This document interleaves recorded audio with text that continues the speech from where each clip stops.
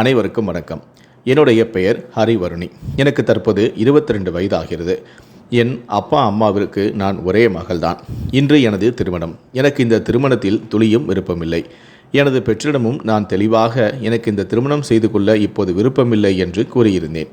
எனது திருமணத்தை நான் விரும்பாததற்கு ஒரு பெரிய இரகசியமும் இருந்தது. அந்த இரகசியம் யாருக்கும் தெரியக்கூடாது என்பதில் நான் மிகவும் அழுத்தமாக இருந்தேன்.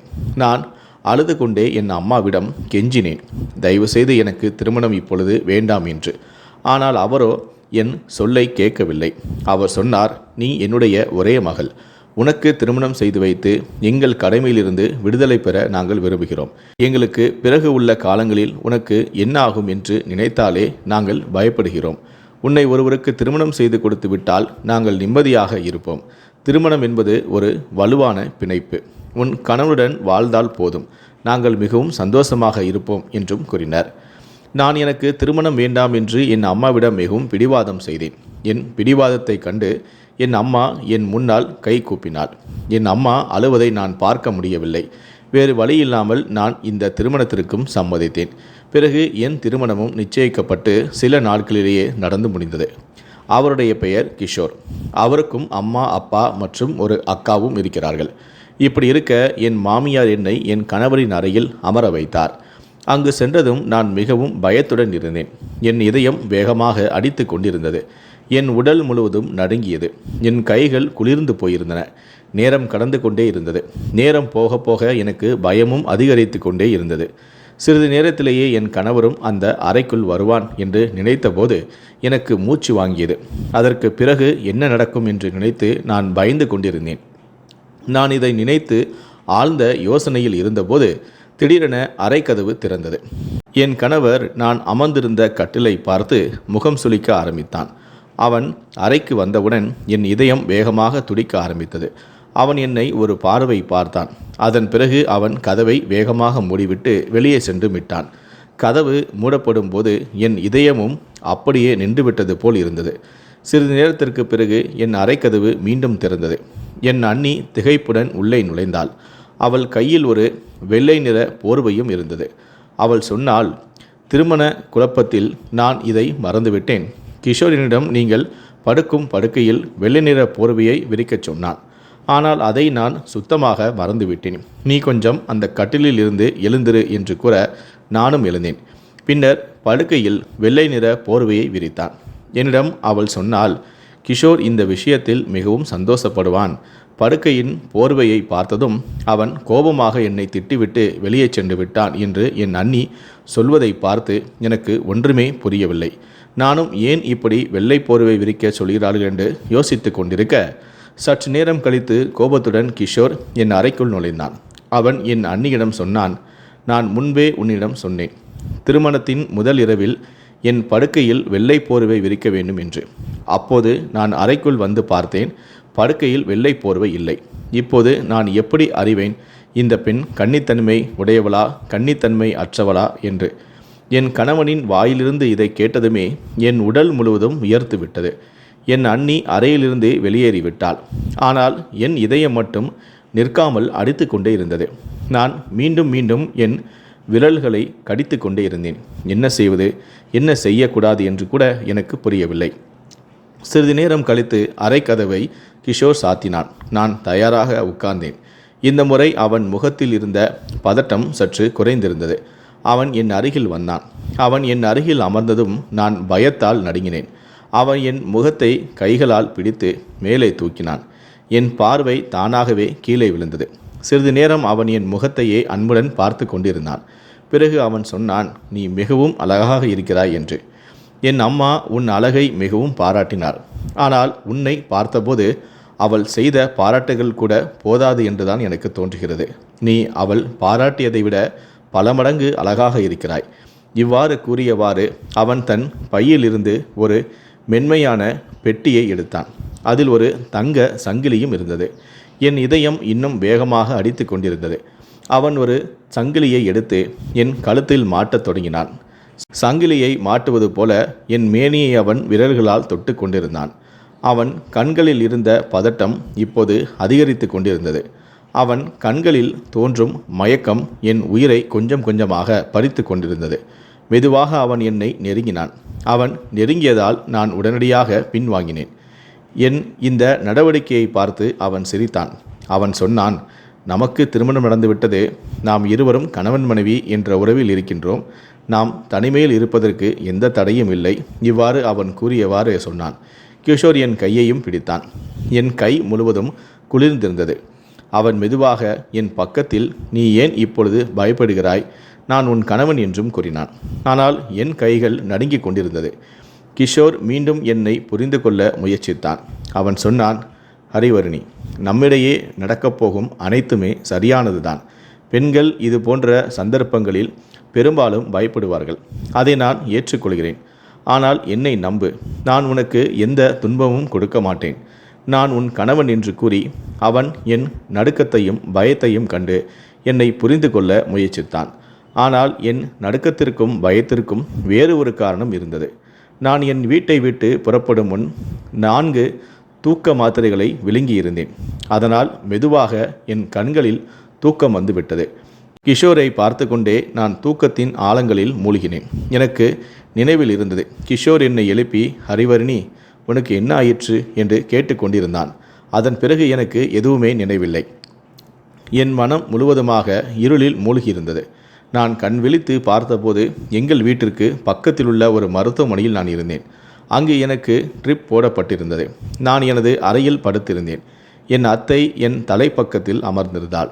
என் அண்ணியும் என் படுக்கையின் அருகில் நின்று என்னை பார்த்து கொண்டிருந்தாள். கிஷோர் அறையின் மேலும் கீழுமாக நடந்து கொண்டும் இருந்தான். இதையெல்லாம் பார்த்து நான் எழுந்து உட்கார முயற்சித்தேன். என் அண்ணி சொன்னால், படுத்துக்கொள் என்றாள். பிறகு டாக்டர் அறையில் இருந்தார். அவர் நான் விழிப்பதை பார்த்துவிட்டு, ட்ரிப் முடிந்ததும் இங்கு உள்ள பெண்கள் செவிலியரிடம் கூறுங்கள், அவர்கள் வந்து அதை கலட்டி விட்டுட்டும் என்று சொன்னார். பின்னர் அவர் எனக்கு சில மருந்துகளையும் எழுதி கொடுத்துவிட்டு, இவற்றை இந்தந்த நேரத்தில் கொடுக்கவும் என்றும் சொன்னார். பிறகு டாக்டர் அறையிலிருந்து வெளியேறினார்.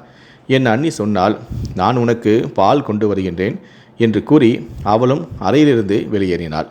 என் அத்தையும் அவளை பின்தொடர்ந்து சென்றாள். அதன் பிறகு நான் கிஷோரை பார்த்தேன். அவன் கோபத்துடன் அறையில் சுற்றி கொண்டிருந்தான். நான் கடிகாரத்தை பார்த்தேன். காலை 6 மணிக்கு மேல் ஆகியிருந்தது. நான் இன்னும் மணமகள் ஆடையில்தான் இருந்தேன். ஆனால் அவன் தனது ஆடைகளை மாற்றியிருந்தான்.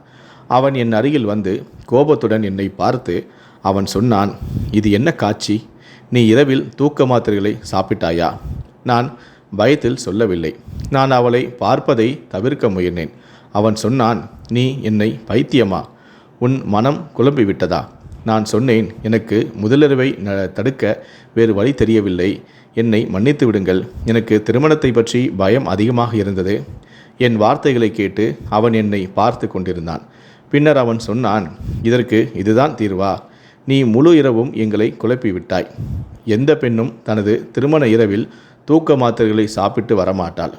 ஒவ்வொரு பெண்ணுக்கும் திருமணம் நடக்கிறது. திருமணம் இரவில் சிறிது பதட்டம் இருக்கும். ஏனென்றால் அவள் ஒரு புதிய உறவில் இணைகிறாள். கணவனுடனான அவளது உறவு மிகவும் ஆழமானது. ஆனால் எந்த பெண்ணும் தூக்க மாத்திரைகளை சாப்பிடுவது இல்லை என்று என்னிடம் அவன் கூறிக்கொண்டும் இருந்தான். பிறகு எனது ட்ரிப் முடிந்துவிட்டது. அதன் பிறகு என் ட்ரிப்பை கரட்டிவிட்டு அன்புடன் என்னை புரிந்து கொள்ள முயற்சித்தான். அவன் சொன்னான், இன்றிரவுக்கு நான் என் மனதில் பல கனவுகளை வளர்த்தேன். ஆனால் நீயோ இந்த உறவுக்கு மனதளவில் தயாராக சிறிது நாட்கள் தேவைப்படுவதாக எனக்கு தோன்றுகிறது. ஏனென்றால் நான் இன்றிரவு நடந்ததை மீண்டும் பார்க்க விரும்பவில்லை. இதை கேட்டு நான் சிறிது நேரம் நிம்மதியாக இருந்தேன். நான் இதைத்தான் விரும்பினேன். அவன் என்னை நெருங்காமல் என்னுடன் எந்த உறவையும் ஏற்படுத்தாமல் இருப்பதுதான் நான் விரும்பினேன். ஏனென்றால் இதற்கு பின்னால் ஒரு பெரிய காரணமும் இருந்தது. ஆனால் இது எவ்வளவு காலம் நீடிக்க முடியும்? அவன் எனக்கு எவ்வளவு நாட்கள் கொடுக்க முடியும்? குறைந்தது 4 நாட்கள், 1 வாரம் அல்லது அதிகபட்சம் 1 மாதம்தான். அவன் கண்களில் தெரிந்த பதட்டத்தை பார்த்து நான் இந்த மனிதனின் பொங்கி வரும் உணர்ச்சிகளை எப்படி தடுப்பேன் என்று எனக்கு புரியவில்லை. அவன் என் முகத்தை மிகவும் கவனமாக பார்த்து கொண்டிருந்தான். நான் மனதளவில் சோர்ந்து போயிருந்தேன். என் இதயத்தில் எந்த உற்சாகமும் இல்லை. இந்த திருமணம் என் விருப்பத்திற்கு எதிரானது. இது ஒரு கட்டாய திருமணம். என் பயம் அந்த முதலிரவை பற்றியதுதான். நான் இரவில் தூக்க மாத்திரைகள் சாப்பிடாவிட்டால் கிஷோர் என்னிடம், நீ எவ்வளவு அழகாக இருக்கிறாய், உன்னை பார்த்தால் என் இதயம் தவறான வழியில் செல்ல தூண்டுகிறது. ஆனால் நீ நலமுடன் இருந்திருந்தால் நான் உன்னுடன் முதலிரவை கொண்டாட வேண்டும் என்று பிடிவாதமாக இருந்திருப்பேன் என்றும் கூறினார். இவ்வாறு கூறிவிட்டு அவன் அங்கிருந்து எழுந்து சென்றும் விட்டான். சிறிது நேரம் கழித்து என் அண்ணி எனக்கு ஒரு கிளாஸ் பால் கொண்டு வந்தாள். எனக்கு பால் கொடுத்துவிட்டு அவள் என்னை தூங்கச் சொன்னாள். நான் மீண்டும் படுத்து தூங்கினேன். என் கணவன் வீட்டில் அதிகமான ஆட்களும் இல்லை. எனக்கு ஒரு அண்ணியும் இருந்தாள். அவளும் திருமணமானவள். என் மாமனார் மற்றும் மாமியார் இருந்தார்கள். அவர்களும் தனி வீட்டில் தனியாக வசித்து வந்தார்கள். இப்போது திருமணத்திற்காக மட்டுமே இந்த வீட்டிற்கு வந்திருந்தார்கள். என் மாமியார் மற்றும் அண்ணியின் நடத்தை என்னிடம் மிகவும் நன்றாக இருந்தது. அவர்கள் என்னை மிகவும் மகிழ்ச்சியாக பார்த்தும் கொண்டார்கள். கிஷோர் 2-3 நாட்கள் என்னிடம் எதுவும் சொல்லவில்லை. அவன் தொடர்ந்து என்னிடம் கணவன் மனைவி உறவை பற்றி விளக்கி கொண்டும் இருந்தான். இந்த 3 நாட்களில் அவன் ஒருமுறை பயன்படுத்தப்பட்ட பொருட்களை ஒருபோதும் பயன்படுத்தாதவன் என்பதையும் நான் அறிந்து கொண்டேன். அவன் சொல்வான், ஒருவர் பயன்படுத்தப்பட்ட பொருளை நான் பயன்படுத்த மாட்டேன், அது எனக்கு பிடிக்காது என்று. அவை வேறு யாருடையதாக இருந்தாலும் சரி, எனக்கு வெறுப்பாக இருக்கும். ஒருமுறை உணவு சாப்பிடும்போது என் மாமனார் கிஷோரின் கிளாஸில் தண்ணீரை குடித்துவிட்டு அதே கிளாஸை கிஷோரின் முன் மீண்டும் வைத்தார். ஆனால் அதை நான் பார்த்தேன். ஆனால் கிஷோரோ வேறு ஒரு கிளாஸை எடுத்து அதில் தண்ணீரை குடித்தான். ஒருமுறை நான் அவனுடைய துண்டை பயன்படுத்தினேன். அதற்காக அவன் என் மீது கோபப்பட்டான். அவன் சொன்னான், யாராவது என் பொருட்களை பயன்படுத்தினால் எனக்கு மிகவும் கோபம் வரும். அடுத்தவர்கள் பயன்படுத்தப்பட்ட பொருட்களை நான் வெறுக்கிறேன். தயவுசெய்து என் பொருட்களை பயன்படுத்தாதே, எனக்கு மிகவும் எரிச்சல் ஏற்படுகிறது என்றும் கூறினான். இப்படியே நாட்களும் கடந்து கொண்டே இருந்தன. எனக்கு நான் செய்த ஒரு தவறான காரியத்தை நினைத்து மிகவும் பயமாக இருந்தது. ஏனென்றால் நான் மறைத்த ஒரு ரகசியம் உண்மையிலேயே மிகவும் பயங்கரமானது. எந்த ஒரு ஆணும் அதை தாங்கிக் கொள்ள முடியாது. கிஷோரின் இது போன்ற பழக்கத்தை நினைத்து என் இதயம் நடுங்கியது. அவன் மீண்டும் என்னிடம் தனது உறவை உரிமை கொண்டாடும் போது நான் என்ன செய்வேன்? அந்த நேரத்தில் நான் எப்படி தன்னை காப்பாற்றுவேன் என்று நினைத்து என் இதயம் பதறியது. என் திருமணமும் முடிந்து 8 நாட்கள் கடந்துவிட்டன. நான் வீட்டு வேலைகளை செய்ய தொடங்கினேன். சமையலும் செய்ய தொடங்கினேன். இப்பொழுது என் அண்ணியும் தனது வீட்டுக்கு சென்று விட்டாள். மாலையில் கிஷோர் அலுவலகத்திலிருந்து திரும்பி வந்தான். பிறகு அவன் இரவு உணவு சாப்பிடும்போது அவன் என்னை பார்த்து கொண்டிருந்தான். உணவு முடிந்ததும் நான் சமையலறைக்கு சென்று பாத்திரங்களை கழுவத் தொடங்கினேன். அவன் என்னை பின்தொடர்ந்து வந்தான். அவன் சொன்னான், நீ மிகவும் சுயநலமானவள். நம்முடைய திருமணம் முடிந்து 10 நாட்கள் ஆகிவிட்டன. ஆனால் நீ என்னை பற்றி சிறிதும் கவலைப்படவில்லை. நான் உன்னுடன் எப்படியெல்லாம் இருக்க வேண்டும் என்று ஆசைப்பட்டேன் தெரியுமா என்று. அவன் என் அருகில் வந்தான். என் கையில் இருந்த பாத்திரத்தை எடுத்து சிங்கில் வைத்தேன். பிறகு அவன் சொன்னான், இதெல்லாம் விட்டுவிடு, என் கூட அறைக்கு வா என்று. அவன் என் கையை பிடித்து அறைக்கு இழுத்துச் சென்றான். அறை கதவை மூடி பூட்டினான். நான் நடுங்க ஆரம்பித்தேன். என் இதயம் வேகமாக அடித்து கொண்டிருந்தது. எனக்கு மூச்சு திணறல் ஏற்பட்டது போல தோன்றியது. பிறகு நான் கிஷோரிடம் என் நிலைமையை பற்றி கூறினேன். ஆனால் அவனோ என்னை விடுவது போல தெரியவில்லை. என் பயத்தை பார்த்து அவன் என்னை படுக்கையில் உட்கார வைத்தான். பிறகு சொன்னான், உனக்கு என்ன பிரச்சனை? ஏன் இப்படி நடந்து கொள்கிறாய்? எந்த பெண்ணும் இப்படி செய்ய மாட்டாள். நீ எல்லாவற்றிலும் சரியாக தான் இருக்கிறாய். வீட்டு வேலைகளையும் செய்கிறாய். ஆனால் என்னை பற்றி எந்த உணர்வும் உனக்கு இல்லை. நான் உன்னை நெருங்க முயற்சிக்கும் போதெல்லாம் நீ பயந்து நடுங்குகிறாய். இது எவ்வளவு காலம் நீடிக்கும் என்றும் கூறினான். நான் சொன்னேன், எனக்கு பயமாக இருக்கிறது என்று. அவன் சொன்னான், நான் இருக்கின்றேன். உன் பயத்தை எல்லாம் தீர்த்து விடுகிறேன். உனக்கு எந்த கஷ்டமும் வரவிட மாட்டேன். இதை சொல்லி அவன் என் முகத்தில் விழுந்த முடியை விரல்களால் தள்ளினான். பிறகு மெதுவாக அவன் கைகளால் என் முகத்தை தொடத் தொடங்கினான். நான் உடனே அவன் கையை தள்ள முயன்றேன். ஆனால் இந்த முறை அவன் என் கையை அவன் மற்றொரு கையால் பிடித்து நிறுத்தினான். அவன் கூறினான், இன்று நீ என்னை தடுக்க முடியாது. இன்று நான் உன்னை விட்டுவிடப் போவதும் இல்லை. நீ என்னை நிறைய தவிக்க வைத்து விட்டாய். உன் பயத்தை என் காதலால் தீர்த்து விடுகிறேன் என்று கூறி அவன் என்னுடைய முடியை அவிழ்த்தான். அவன் செயலை பார்த்து எனக்கு என்ன சொல்வது என்றே தெரியவில்லை. எனக்கு கண்ணில் இருந்து கண்ணீர் வராத குறைதான். நான் கண்ணீரை மிகவும் கஷ்டப்பட்டு தடுத்து கொண்டிருந்தேன். அவன் என்னை மேலும் நெருங்கியதற்கு முன் என் கையை அவன் மார்பில் வைத்து தடுத்தேன். நான் சொன்னேன், கிஷோர், தயவுசெய்து எனக்கு இன்னும் கொஞ்சம் நாட்கள் கொடு என்று. உடனே அவன் சொன்னான், இல்லை, இனி 1 நிமிடமும் கொடுக்க முடியாது என்று. பின்பு மெதுவாக அவனுடைய சூடான மூச்சு என் கழுத்தில் விழுந்தது. நான் அவனை உடனடியாக என்னிடமிருந்து தள்ளினேன்.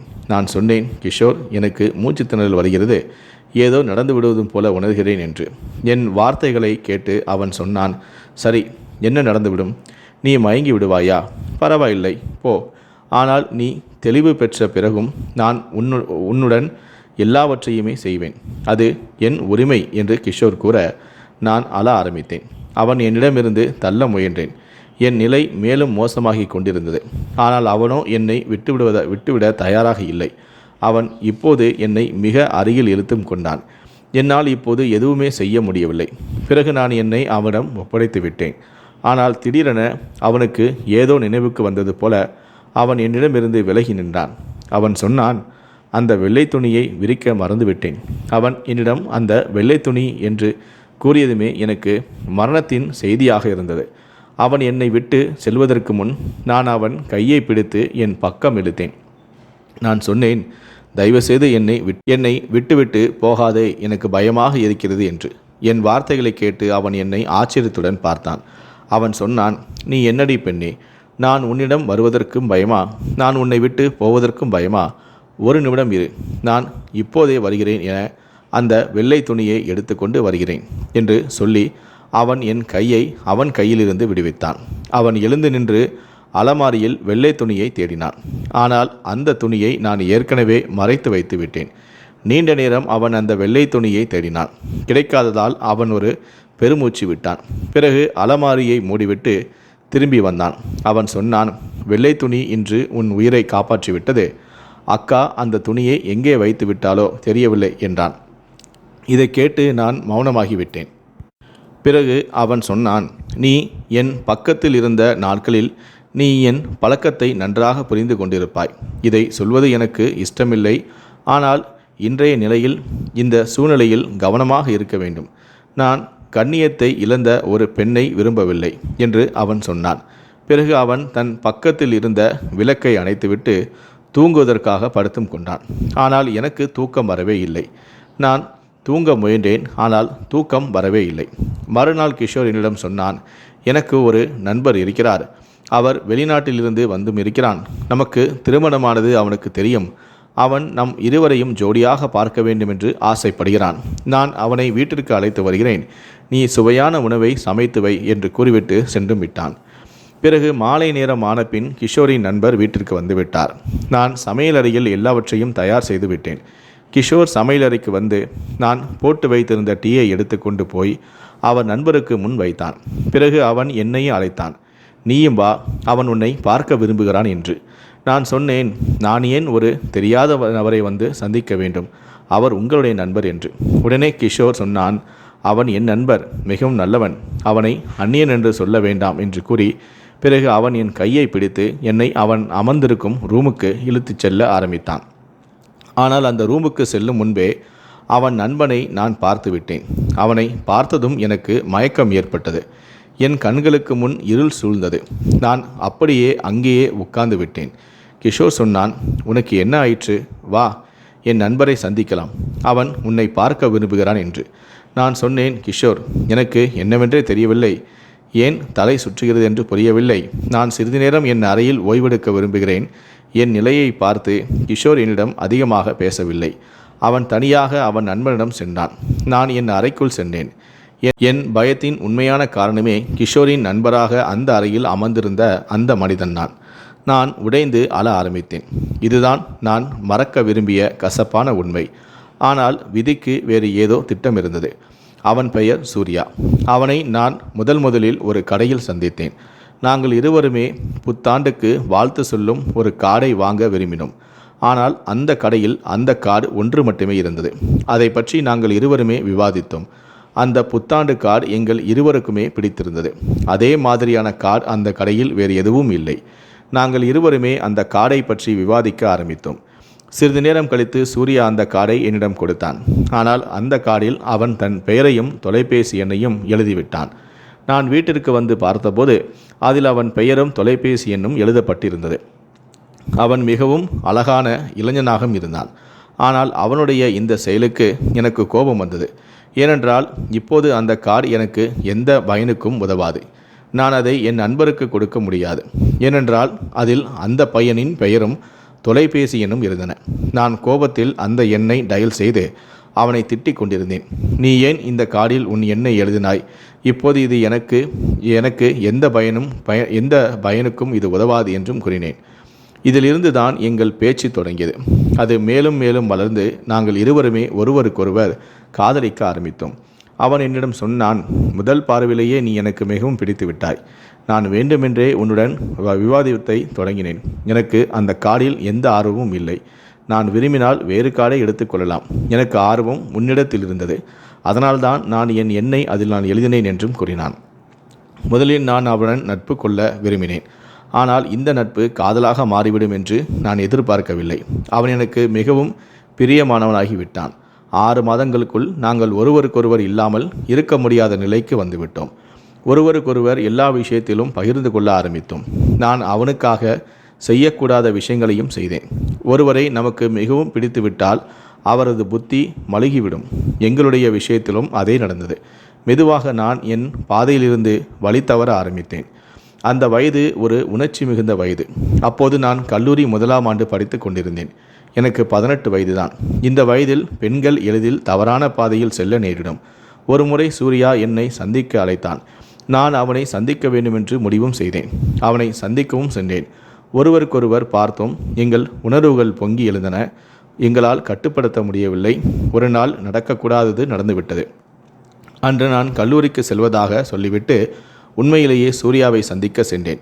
முதலில் நாங்கள் ஒரு காஃபி ஷாப்பில் சந்தித்தோம். ஒருவருக்கொருவர் மேலும் நெருக்கமாக இருக்க விரும்பினோம். அவன் என்னை அவனது நண்பரின் ஃப்ளாட் ஒன்றிற்கு அழைத்துச் சென்றான். ஃப்ளாட் தனியாக இருப்பது எனக்கு கொஞ்சம் பயமாக இருந்தது. ஆனால் மெதுவாக அந்த பயம் குறையவும் ஆரம்பித்தது. சூர்யா என்னிடம் சொன்னான், நான் என் அண்ணனுடன் வெளிநாட்டுக்கு செல்லப் போகிறேன். 3 வருடங்களுக்கு பிறகு திரும்பி வருவேன். அப்போது உன் வீட்டில் வந்து நான் உன்னை பெண் கேட்கிறேன். 3 வருடங்களில் நான் நன்றாக செட்டில் ஆகிவிடுவேன். அப்போது உன் வீட்டார் எந்த ஆட்சேபையும் சொல்ல மாட்டார்கள் என்றும் கூற, சூர்யாவின் வார்த்தைகளை கேட்டு என் கண்களில் கண்ணீர் வழிந்தது. நான் சொன்னேன், சூர்யா, நான் 3 வருடங்களை எப்படி கடத்துவேன் என்று. நீ இல்லாமல் நான் என்ன செய்வேன் என்று கூற அவன் கண்களும் கலங்கியிருந்தன. எப்போது அழுது கொண்டே அவன் அருகில் சென்றேன் என்று எனக்கு தெரியவில்லை. நான் அவன் தோளில் தலையை வைத்து அழ ஆரம்பித்தேன். எங்கள் இருவருக்கும் இது முதல் முறையான நெருக்கமான சந்திப்பு. சூர்யாவின் வாழ்க்கையிலும் எனக்கு முன்பு எந்த பெண்ணும் இவ்வளவு நெருக்கமாக வரவில்லை. என் வாழ்க்கையிலும் எந்த பையனும் இவ்வளவு நெருக்கமாக வரவில்லை. அவன் என்னை ஆறுதல் கூறினான். அவன் சொன்னான், நீ கவலைப்படாதே. இப்போது எனக்கு வேலை இல்லை. உன் பெற்றோர்கள் வேலையில்லாமல் என்னை உனக்கு திருமணம் செய்து கொடுக்க மாட்டார்கள். நான் அவனோடு சேர்ந்து அழுது கொண்டே இருந்தேன். அவன் மெதுவாக என்னை தன் கைகளால் அணைத்தும் கொண்டான். அவன் சொன்னான், நானும் நீ இல்லாமல் எப்படி வாழ்வேன்? நான் உன்னை மறக்க முடியாத அளவுக்கு எனக்கு நீ ஒரு பரிசு கொடு. நான் அங்கே இருக்கும்போது எப்போதும் மனது கவலையாக இருந்தாலும் உன்னை நினைத்து கொள்வேன்.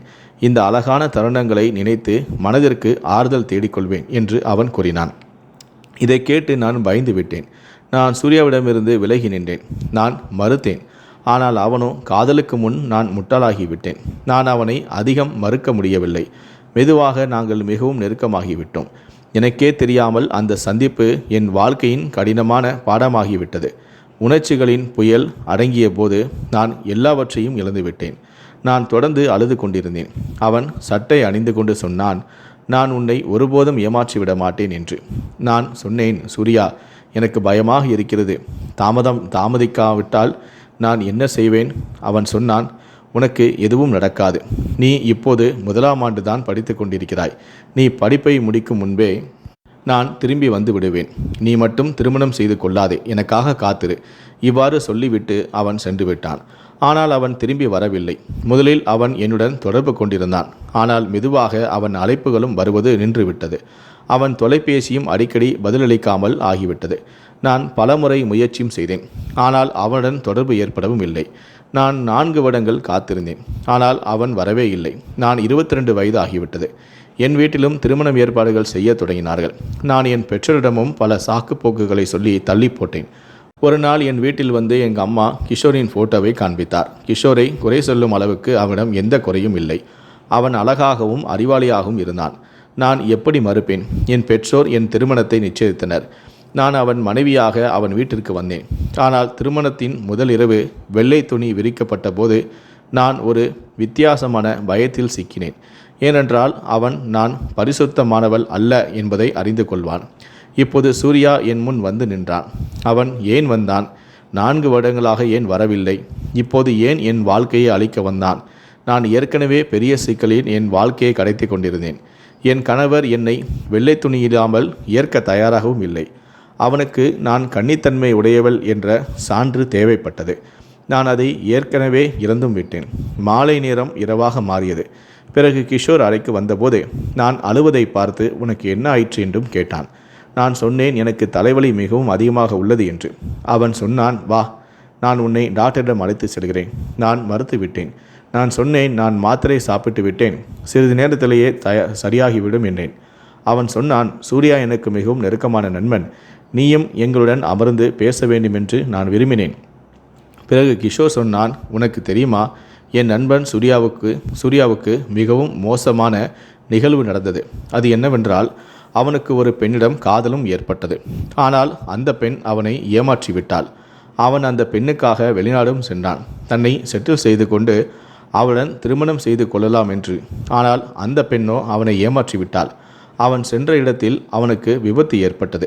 அதில் அவனது ஒரு காலும் பாதிக்கப்பட்டது. அவன் இப்போது கட்டையை ஊன்றி நடக்கிறான்.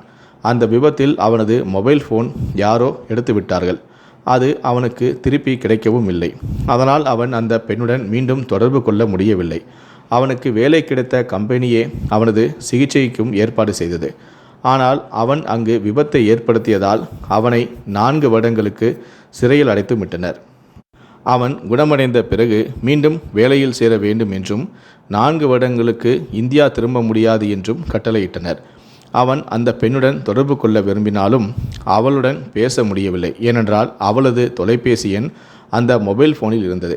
அவன் திரும்பி வந்தபோது அந்த பெண்ணுக்கு திருமணமாகிவிட்டது என்று தெரிய வந்தது. அந்த பெண் அவனை ஏமாற்றிவிட்டாள். அவனுக்காக காத்திருக்கவும் இல்லை. இதைதான் உனக்கு சொல்ல வந்தேன். பிறகு அவன் சொன்னான், உனக்கு தெரியுமா, நான் ஏன் திருமண இரவில் வெள்ளை துணி விரிக்க விரும்புகிறேன் என்று. அவன் கூற நான் உடனே ஏன் என்று கேட்டேன். அவன் சொன்னான், அந்த பெண் காதலில் சூர்யாவுடன் எல்லா வரம்புகளையும் தாண்டி விட்டாள். பிறகு வேறொருடன் திருமணம் செய்து கொண்டு மகிழ்ச்சியாக வருகிறாள். தன் கணவனை ஏமாற்றுகிறாள். இப்படி பல பெண்களை பற்றி நான் கேள்விப்பட்டிருக்கிறேன். திருமணத்திற்கு முன்பு தவறான வாழ்க்கை வாழ்ந்து பிறகு திருமணம் செய்து கொள்கிறார்கள். கணவனுக்கு தெரியாமல் தான் வாழ்க்கையை நடத்தும் பெண் பரிசுத்தமானவளா அல்லது தன் கண்ணியத்தை ஏற்கனவே இழந்தவளா என்று தெரியாது என்று இப்படி அவன் என்னிடம் கூறிக்கொண்டிருக்க, இதை கேட்ட என் மனதால் அதை தாங்க முடியவில்லை. நான் கிஷோரிடம் சென்று அழ ஆரம்பித்தேன். உடனே கிஷோர் கேட்டான், ஏன், என்ன ஆயிற்று, ஏன் அழுகிறாய் என்று. நான் அவன் முன் என் கைகளை கூப்பினேன். நான் சொன்னேன், கிஷோர், என்னை மன்னித்து விடு. நான் ஒரு பெரிய பாவம் செய்துவிட்டேன். நான் இனி உன்னிடம் பொய் சொல்லி வாழ முடியாது. நான் உனக்கு எல்லாவற்றையும் உண்மையை சொல்லிவிடுகிறேன் என்று கூற அவன் ஆச்சரியத்துடன் என்னை பார்த்தான். நான் சொன்னேன், நான் உனக்கு தகுதியானவள் அல்ல. நான் சூர்யாவை காதலித்தேன். ஆனால் ஏன் இந்த பாவத்தை செய்தேன் என்று எனக்கே தெரியவில்லை. நான் 3 வருடங்கள் அவனுக்காக காத்திருந்தேன்.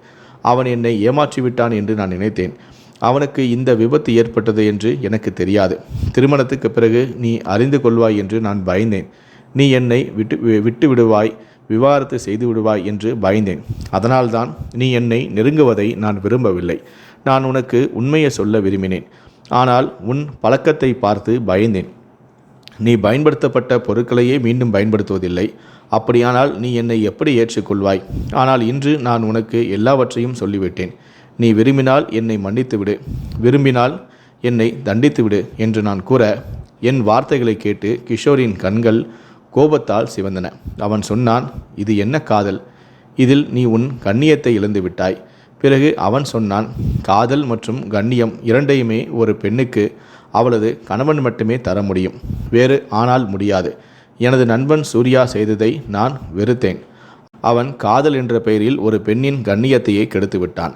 இந்த விஷயத்தில் நான் அவனை எப்போதுமே திட்டிக் கொண்டே இருப்பேன். ஏனென்றால் அது முற்றிலும் தவறானது. திருமணத்துடன் நீ என் மனைவியாக மாறிவிட்டாய். ஆம், நான் ஒப்புக்கொள்கிறேன். பயன்படுத்தப்பட்ட பொருட்களை நான் விரும்புவதில்லை. ஆனால் நீ ஒரு பொருள் அல்ல. நீ என் மனைவி. கணவன் மற்றும் மனைவி ஒருவருக்கொருவர் ஆடைகள் போன்றவர்கள். ஆடைகள் மனிதனின் உடலை மறைக்கின்றன, அவற்றின் குறைகளை மறைக்கின்றன. எனவே என் கடமை உன் இந்த குறையையும் மறைப்பதாகும். இவ்வாறு சொல்லி அவன் என் கைகளை பிடித்தான். நான் கல்லாக உறைந்து விட்டேன். கிஷோரின் மனது இவ்வளவு பெரியதாக இருக்கும் என்று நான் நினைக்கவே இல்லை. ஒரு நிமிடத்தில் என் இதயத்தில் அங்கத்தின் காதல் சூர்யாவை விட பல மடங்கு அதிகரித்து விட்டது. அவன் என்னை மன்னித்து விட்டான். அவன் சூர்யாவின் நட்பையும் முடித்தும் கொண்டான். அதன் பிறகு சூர்யா எங்கள் வீட்டிற்கு வரவே இல்லை. கிஷோரும் ஒருபோதும் அவனை பற்றி பேசவும் இல்லை. இப்பொழுது என் திருமணம் முடிந்து 5 வருடங்கள் ஆகிவிட்டன. எங்களுக்கு ஒரு அழகான மகனும் உள்ளான். கிஷோர் ஒருபோதும் என்னுடைய பழைய காதல் குறித்து பேசியதும் கிடையாது.